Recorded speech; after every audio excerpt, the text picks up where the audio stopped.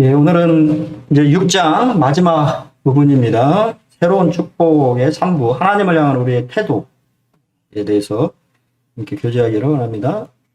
6장에서 하나님, 예수님이 새로운 나라의 본질에 대해서 말씀을 하셨다고 말씀드렸어요. 그래서 새로운 안식일에 대해서 말씀하시고, 또 동일하게 그분의 나라의 백성들을 이렇게 뽑으시는, 특별히 지도자가 되는 12 사도들을 또 특별히 선택하시는 것을 보게 되고요. 또 이렇게 이 뽑은 백성들을 항상 보면, 우리 주님 이 복음을 살펴보면 항상 축복하시는 것을 보게 돼요. 하나님은 축복하시기를 참 원하시는 분이신구나라는 것을 참 깨닫게 되는데요. 그래서 우리가 환경에 대해서 또 사람에 대해서 그리고 우리 자신을 향한 태도에 대해서 그리고 하나님을 향한 우리의 그런 태도에 대해서 우리가 같이 이렇게 말씀을 좀 살펴보고 있습니다. 우리 같이 누가복음 6장 46절로 49절 이게 교독께서 읽겠습니다. 6장 46절 너희는 나를 불러 주여 주여 하면서도 어찌하여 내가 말하는 것을 행하지 아니하느냐.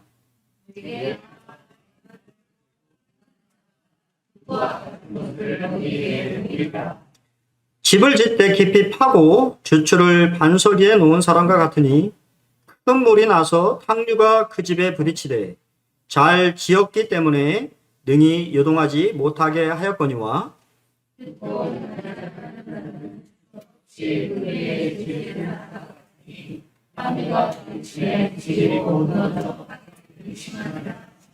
네, 감사합니다. 네, 주여 주여 하면서도 우리가 이제 성경에서 이름을 2번 부르는 것은 친근감의 표시입니다.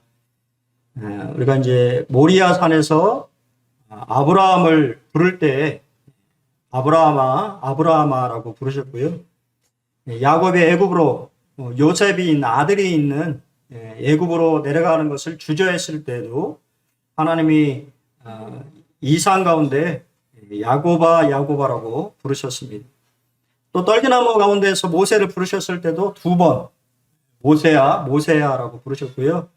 또 이 하나님의 그 부르심에 대해서 잘 이렇게 인지하고 있지 못한 사무엘을 부르실 때도 사무엘아 사무엘하고 부르셨습니다. 또 분주한 신약에 와서 또 분주한 제자였던 마르다를 부르셨을 때도 마르다야 마르다야라고 부르셨습니다. 또 이 베드로에게 경고하실 때도 시몬아 시몬아라고 부르셨습니다.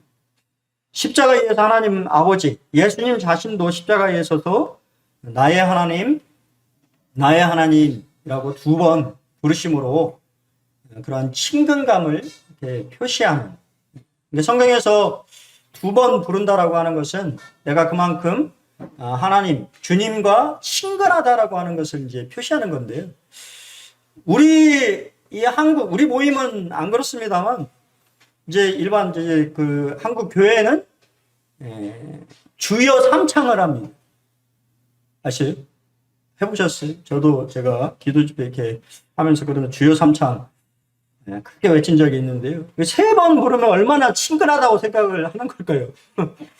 이 감정, 주님과의 뭔가 이렇게 감정의 깊은 것을 표출하는 것이 또 우리 민족이 참 대단한 민족인 거예요. 성경은 2번만 해도 되는데 못 들으실까봐 우리 이 대한민국 그 기독교인들은 3번 부릅니다. 3번 주님을 3번 불러서 내가 그만큼 친근하다라고 하는 것을 강조하는데 왜 이렇게 주님은 말씀하셨을까요?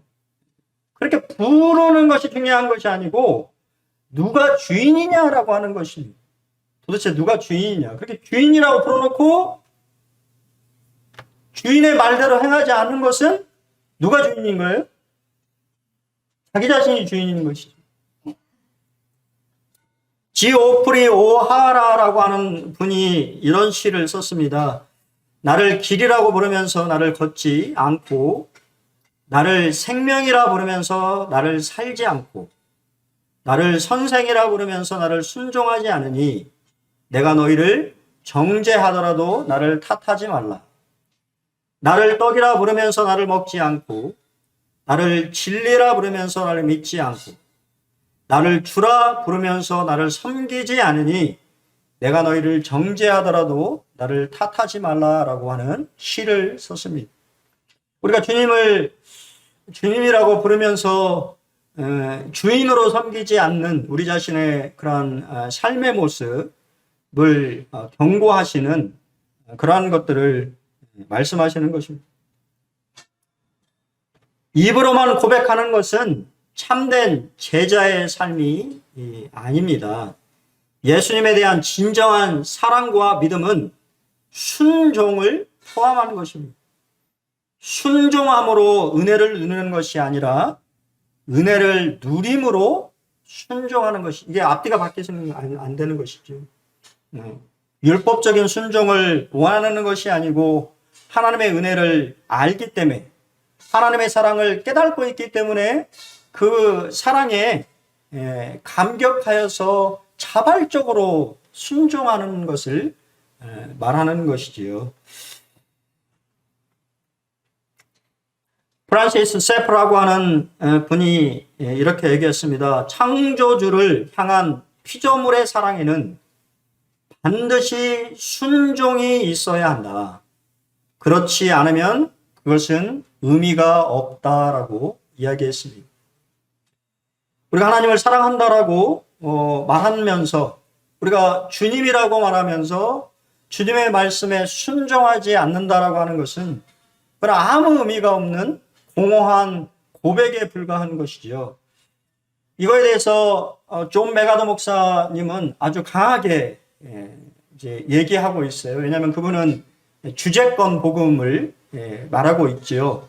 주님으로 섬기지 않는 구원은 구원인이 아니다라고 얘기하시는 분이기 때문에, 이제 그분이 이제 말씀하시는, 우리가 주여라고 하는, 주님이라고 부르는 말에는 반대의 말인 종이라고 하는, 우리 성경으로 하는 종이라고 하는 개념이 있다라고 하는 것이죠.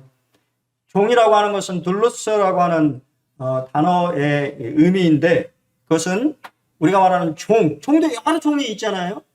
근데 성경에서 말하는 종, 둘루스라고 하는 헬라어는 노예라고 하는 뜻을 가지고 있는 것이죠. 노예는 권리도 없고 자기 주장도 없는 것입니다. 그냥 그 당시의 의미는 그냥 주인이 하라면 하라는 대로 살아가는 것이 노예의 삶에, 우리 주님이 말씀하시는, 성경에서 말하고 있는 그러한 종의 의미는 자기 의지가 없는 것이죠.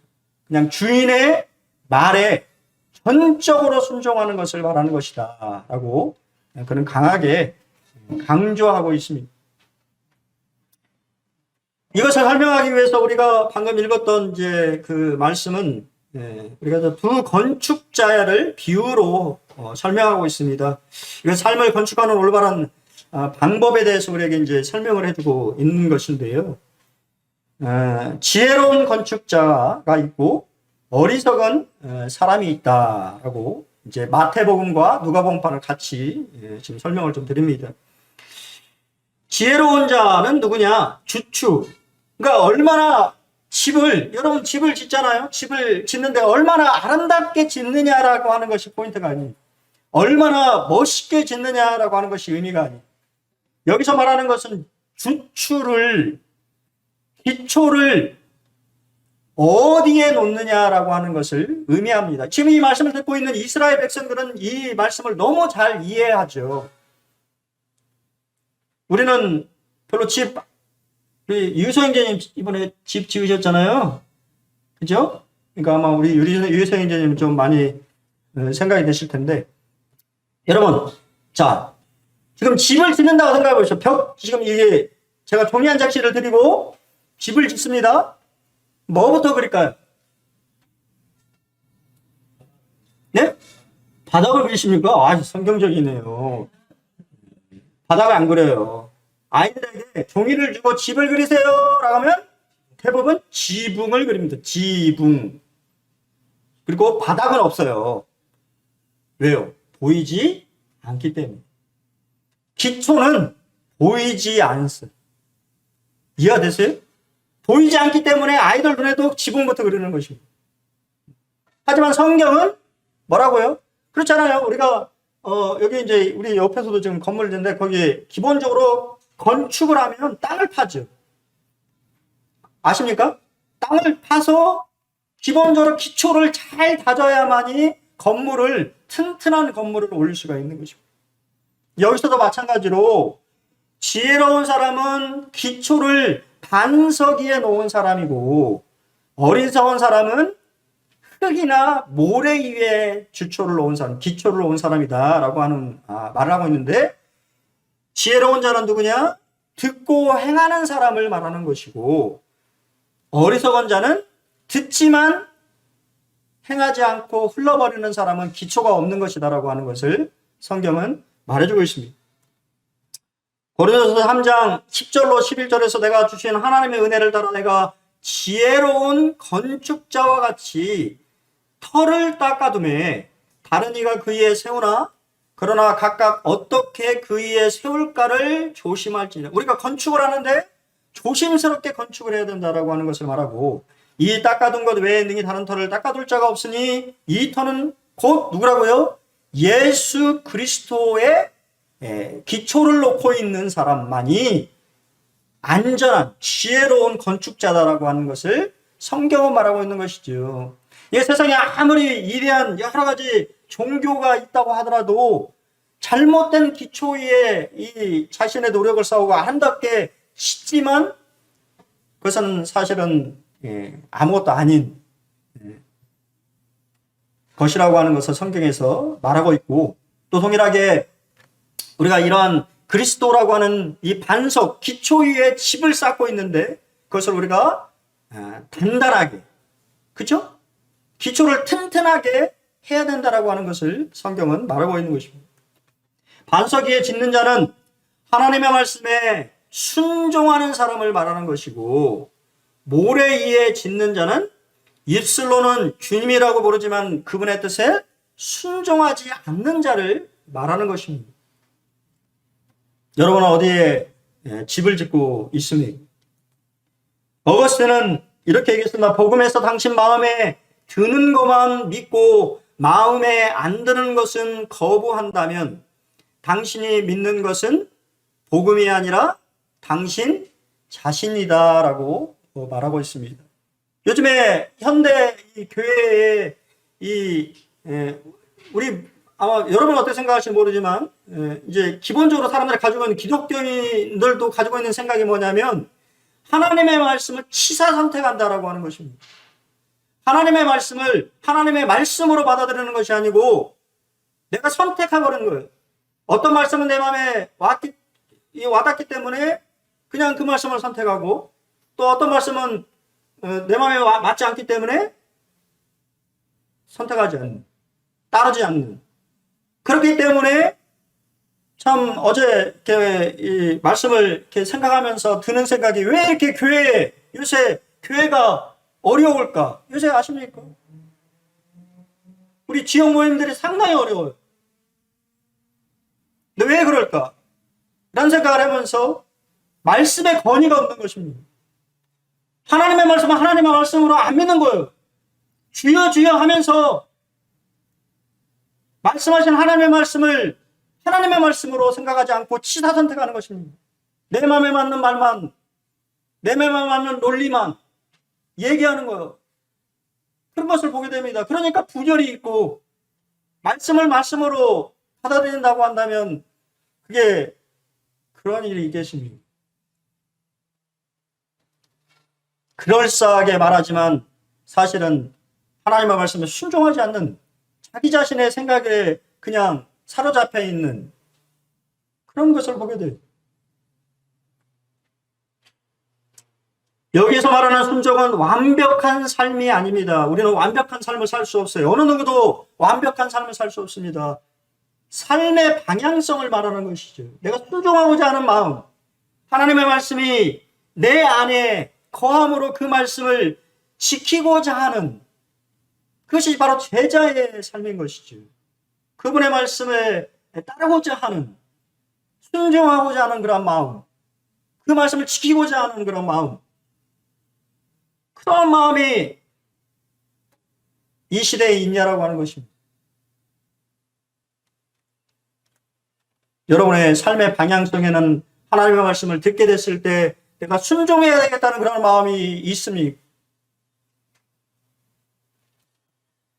두 번째, 순종은 예수님을 사랑하는 마음에서 나온다라고 하는 것입니다. 내가 주님을 사랑한다고 말한다면 그분의 음성을 듣는 것이지요. 잔소리로 생각해서는 안 되잖아요.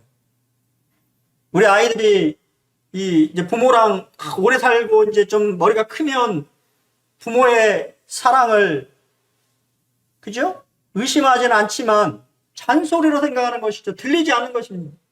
부모는 자식을 사랑하기 때문에 자식이 잘 되기를 바라서 이렇게 해라 하는데 자식들은 들을 기가 없습니다. 잔소리로 생각하는 거죠. 길을 막아버립니다. 근데 이제 좀 커서 자기 마음에 맞는 누가 사랑하는 사람을 만나면 그 사람은 말하는 거는, 저 깜짝 놀랐어요. 요즘엔 참 남자 노릇하기도 참 어렵구나. 어제 잠깐 바람을 좀 쐬려고 저도 이렇게 이제 갔었는데 수목원에 갔었거든요. 사진을요.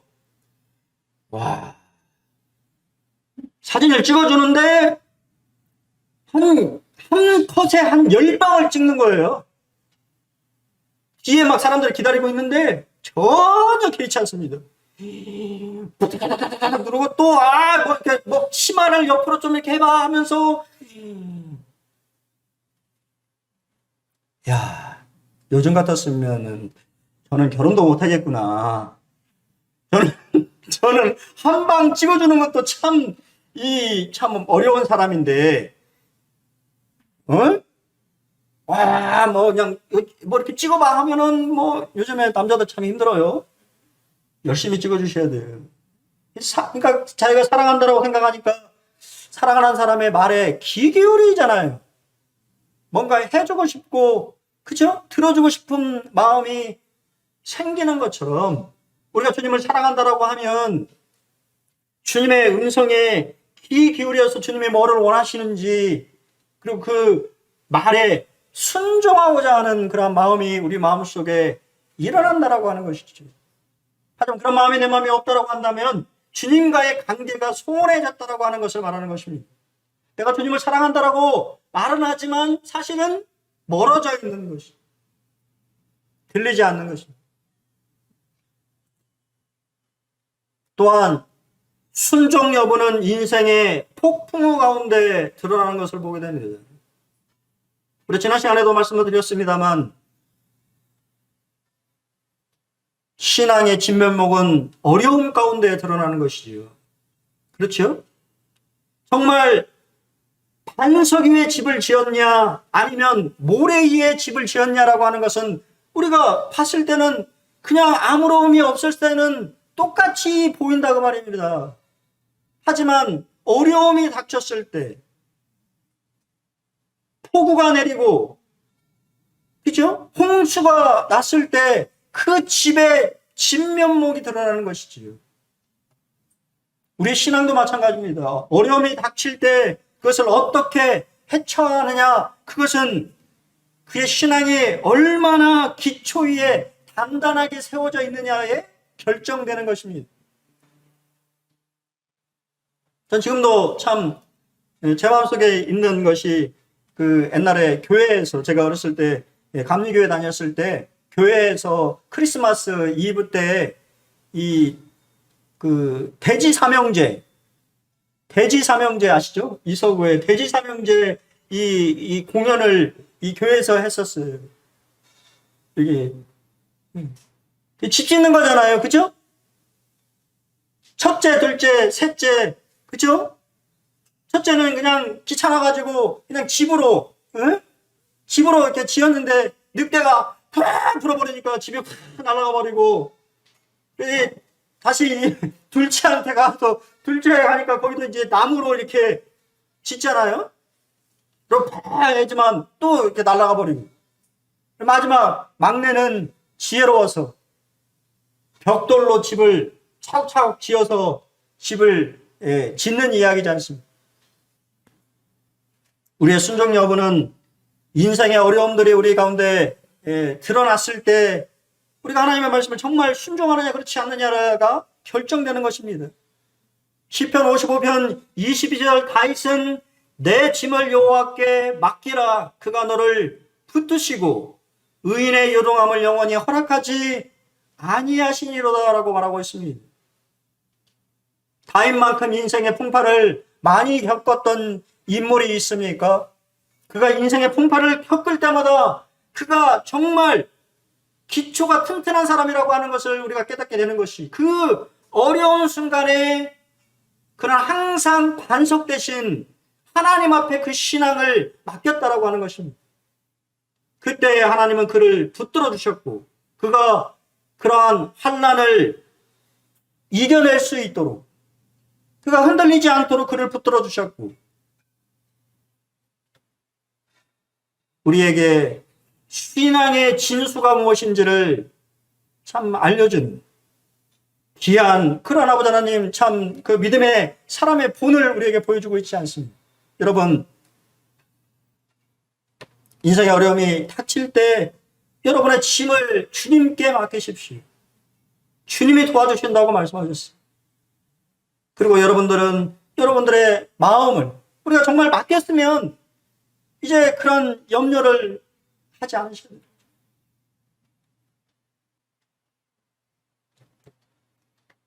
네 번째, 집을 잘 지어야 합니다. 주님은 잘 짓기를 원합니다. 여러분의 인생이 잘 짓는 그러한 집을 짓기를 원하시는 것이죠. 교회 또한 마찬가지죠. 교회가 건강한 정말 그런 교회가 되기를 주님 원하시는 거예요. 그런 교회는 뭐냐? 순종하는, 하나님의 말씀에 순종하는 그러한 가정, 사람, 교회가 바로 잘 지은 집과 같은 것입니다. 풍파가 와도 흔들림이 없는 것입니다. 더욱 단단하게 뭉치는 것입니다. 왜냐하면 그 안에 뿌리가 박혀져 있기 때문에, 주님으로 인해서 우리의 삶이 고정되어 있기 때문에, 그리고 그 안에서 양식을 받아서 건강하게 자랐기 때문에 어려움이 닥쳐도 흔들리지 않는, 굳굳하게 버텨나가는 그러한 신앙의 삶을 살아가기를 원하시는 거예요. 왜냐하면 지금 뽑았지만 주님이 보셨을 때 제자들의 모습은 너무도 연약한 것입니다. 이들이 이제 어려움이 닥치면 흔들리고 주님을 버리고 도망갈 것을 주님은 다 알고 계시기 때문에 그들이 집을 잘 짓기를 바라시는 것입니다. 얘들아, 내 안에 뿌리를 깊이 내리렴, 나를 더 알렴. 그러면 너희들이 체험을 해볼 것이다. 존 비비어가 이런 얘기를 했습니다. 순종의 차원이 깊어질수록 우리의 믿음도 커진다. 참 멋진 말이죠. 여러분, 얼마나 순종의 깊이가 있습니까? 순종의 차원이 깊어질수록 우리의 믿음도 커지는 것입니다. 우리의 믿음이 커져야 되는 것이죠. 우리 주님을 더욱 경험하면 경험할수록 우리의 믿음이 더욱 커지는 것입니다. 결국은 우리에게 원하시는 삶이 무엇일까요? 예수 닮은 삶이죠. 예수님 닮은 삶. 예수 닮은 삶은 무엇일까요? 이스라엘의 신앙 구박인 쉐마는 이렇게 얘기하죠. 이스라엘아 들으라, 우리 하나님 여호와는 오직 유일한 여호와시니 너는 마음을 다하고 뜻을 다하고 힘을 다하여 내 하나님 여호와를 사랑하라고 하는 것이 쉐마입니다. 유대인들은 지금도 이 쉐마를 통해서 그들 자신의 신앙을 고백하죠.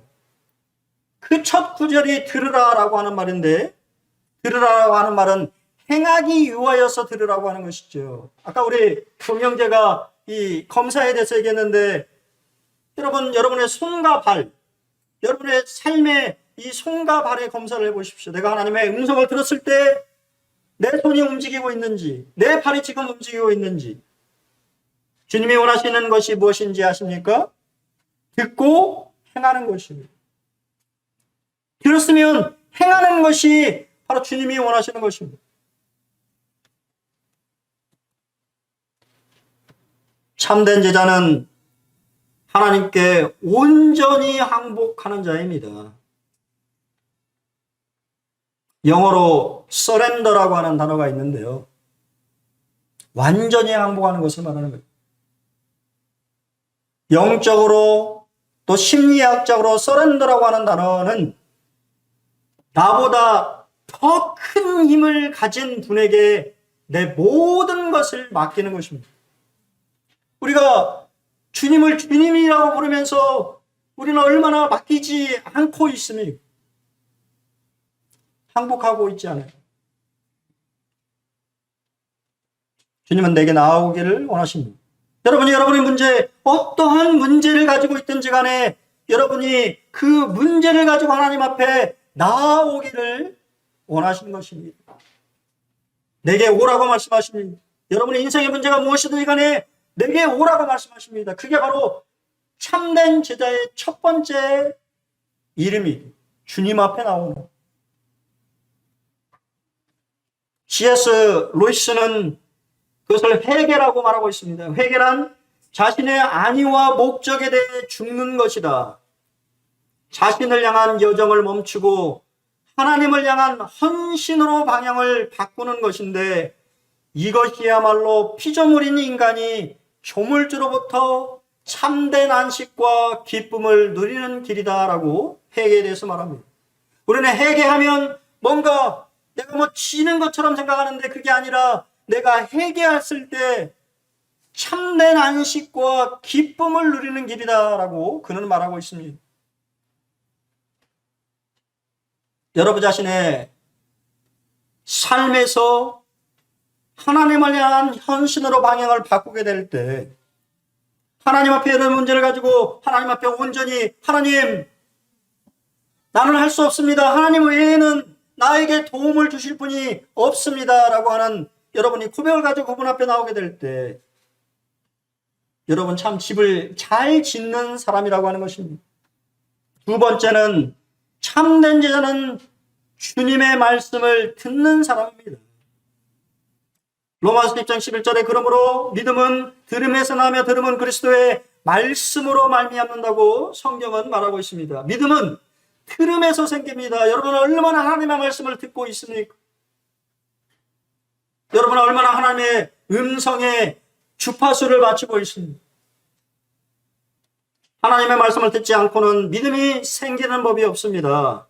씨를 뿌려야 열매가 맺히듯 말씀을 들어야 믿음이 생기고 믿음이 자라는 것입니다. 여러분, 하나님의 음성을 들으시기 바랍니다. 그 음성에 주파수를 맞추고 하나님 나에게 뭐라고 말씀하시는지를 들으시기 바랍니다. 그리고 어떻게 해야 됩니까? 참된 제자는 주님의 말씀에 순종하는 것이죠. 행해야 됩니다. 들은 말씀을 행하는 것이죠. 참된 제자는 반석 대신 그리스도 위에 세우기를 원하는 사람들입니다. 먼저 예수님께 다가가야 합니다. 다가가서 그분이 나에게 뭐라고 말씀하신지를 귀를 기울이고 또 그 말씀하신 말씀대로 행하는 사람입니다. 그것이 삶의 기초를 세우기 위한 땅을 깊이 파는 일입니다. 기초를 튼튼하게 하는 일이에요. 그러한 일들을 여러분들이 계속하게 될 때 여러분은 아주 튼튼하고 멋진 집을 짓는 것이지요. 어떠한 풍파가 몰려와도 흔들리지 않는 것입니다. 튼튼한 집을 짓는 것입니다. 그것이 바로 주님이 원하시는, 지금 아직 어리석은 또 어린 제자들을 바라보면서 주님이 말씀하시는 이 축복의 마지막 말씀이에요. 내가 여러 말을 했지만 너희들이 정말 행함으로, 순종함으로 튼튼한 집을 짓는, 어려움이 닥쳐도 흔들리지 않는 그러한 집을 짓는 지혜로운 건축자가 되기를 원한다라고 주님 말씀하시는 것입니다. 보네퍼는 이렇게 말했습니다. 믿는 자들만이 순종할 것이며 순종하는 자들만이 믿는 것이다. 너무 당연한 것이죠. 우리가 믿는다라고 하는 것은 순종을 말하는 것입니다. 순종하지 않는다라고 하는 것은 믿는 것이 아니에요. 그럼 그러한, 여기 지금 말씀은 없습니다만, 그러면 우리가 순종하게 되면 어떠한 결과가, 우리 주님은 우리에게 그러한 순종의 어떠한 열매로 보상하시고 갚으실까요? 스펄전이, 원래 스펄전과 조지 물러는 그렇게 다른 이렇게 모임이잖아요. 우리 조지 물러는 우리 모임의 형님이었고, 스펄전은 이제 침례교회 그러한 목사셨는데, 조금 분별이 조금 달라서 스펄전과 이 조지 물러는 교제는 했지만 그렇게 이 친밀한 그런 관계는 아니었다라고 얘기해요. 근데 이 스펄전이 조지 물러가 있는 브리스톨에서 집회를 가졌습니다. 그는 그의 이 런던에 있는 고아원에 이 돈을 이 모금하기 위해서 집회를 열었고, 그 집회에서 300파운드의 돈을 모금했습니다. 집회를 끝내고 필요한 몸을 쉬려고 잠자리에 들었는데 하나님의 음성이 들려왔다고 합니다. 네가 가지고 있는 돈 300파운드를 브리스톨의 조지 물러에게 주어라. 그러자 스펄전은 주님 앞에 이렇게 했습니다. 그렇지만 주님, 이 돈은 런던에 있는 우리 고아원의 불쌍한 고아들을 위해 꼭 필요한 돈인데요. 그때 또 주님의 음성이 다시 들려왔다고 합니다. 조지 물러에게 줘라. 그 다음날 스펄전은 그 음성에 순종해서 조지 물러에게 찾아가서 돈을 주었대요. 그래서 조지 물러가 대답하기를, 제가 어젯밤 주님께 요청한 금액이 바로 300파운드였습니다.